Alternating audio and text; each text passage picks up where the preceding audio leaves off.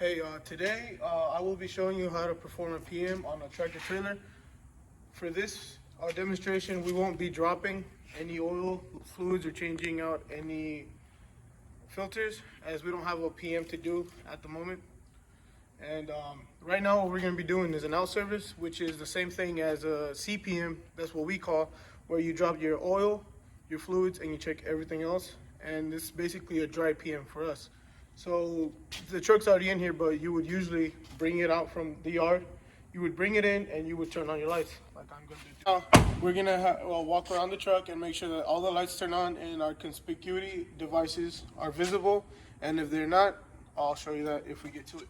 All right. So we already saw one light that's out, which is this one. We would have to check the fuses or see if the bulb is bad. In this case, this is not a bulb, it's an LED, so we'd have to replace the whole part. So you come out here and you check that your marker lights are working. You see that your lights are working. We have a running bulb that's missing, so we have to replace that as well. We have a low beam, which we will also be replacing. The good thing is that on this side, this bezel does work. So we make our way back towards the back, and you check your floodlights or your working lights. Usually they're used to turn them on and work on your trailer back here when you're hooking up the lines. So we walk back here, and only one of your blinker works. So again, you'd have to go inside, check your fuses, and we do that for this video, but that take up too much of our time. So for all of this, we have paperwork that we write down as our follow-ups, and we would write it down. For this demonstration, we won't show you that, as it would take longer for the video. So when you look at your mud flaps, your devices are clearly visible and aren't too damaged, and they're still good to be used. And these have to be clearly visible, as DOT law has passed it. If they are not, the truck will be shut down and it won't be drivable until it is fixed. You open up your hood. At this point, you have finished looking at all your lights.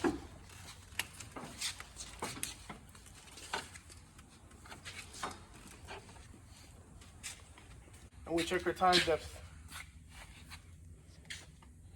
And you can tell that it is good. It has 17-30 seconds, and that is still good. Your minimum for these would be at 5. That is for us. When they're lower than 5-30 seconds, it is time to be replaced. You would check your brakes. Some are drum, some are disc. As you can tell, these are disc brakes. So you would go on this side, and you would feel your rotor. You feel your rotor for any ridges, which it doesn't have any. You go on this side, and you shine your light in here, and you look at your brake pads. Those brake pads are still good. They have a good thickness to them. So at this point, I could say that they have at least 50% of life. So after that, what we do is we have to check your tire pressure.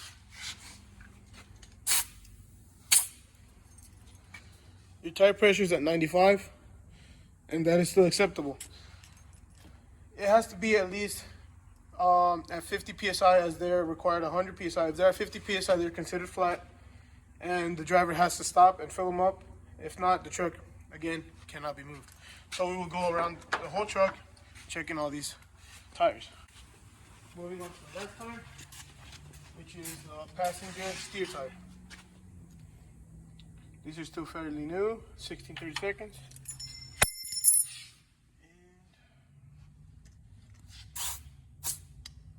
We're at 80. So these tires do need to be inflated with air, which will be done so after we check the brakes.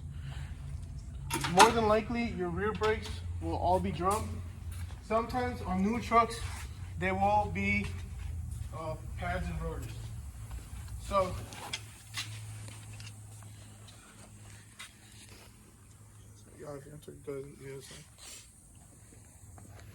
So the brake pad comes designed with a little ridge where your tool will be inserted. This will measure the brake pad, and you will you will by feel measure the drum. So all you do is put your hand in here and you feel and make sure that this ridge here isn't too big. If it has a good lip to it, that's a good indicator that you need to replace those drums. So we will measure the brakes, and you will read it to where it stops, which is right at 28. So we have 30 seconds of brake pad left, which is still fairly new. Now what we'll do is we'll check all 4 drums and pads. So once you're complete checking all your brakes, you will move towards the engine side. Alright, so now we come onto this side, and if you can see this right here where my laser's pointing, this type of engine has a valve right there. All you do is open that valve and make sure that your drain pan is under there so it'll catch all the old oil. This truck is not due for a PM, so we won't be doing that at this moment. But what you do on the out service is that you check all of your fluids, like this power steering fluid. What I do is I unscrew the cap and I stick my flashlight in there. You can easily tell where the fluid is, and it's telling you to add. So when I finish this video, I will do all these follow-ups and add fluid to that. What's next is that you check your oil. The oil, as you can tell, it's pretty good. It's right on, it's right where it needs to be, right in the middle of full and empty. It doesn't need to be right on the full line. There's that space you can work with. It doesn't always have to be at the fill line, but it cannot end up where it says add, because that is at the minimum level of oil that this engine will take. All right. So once you're done with the oil, you check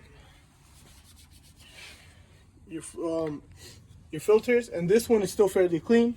As you can see, there's no darkness to it. And another indicator is that once this fluid line reaches up above right here is when you know you have to change it. Your washer fluid, it's still full, but you have to fill it up. If you have it at half tank, the DOT could actually fine you for not having enough washer fluid. So walk over to the next side of the engine. Alright, so on this side, what we're going to be doing is checking all the lines that go to the AC, making sure there's no leakage. That way we can prevent anything from happening down the road. So we will check the alternator and your belts. Make sure they're getting tight.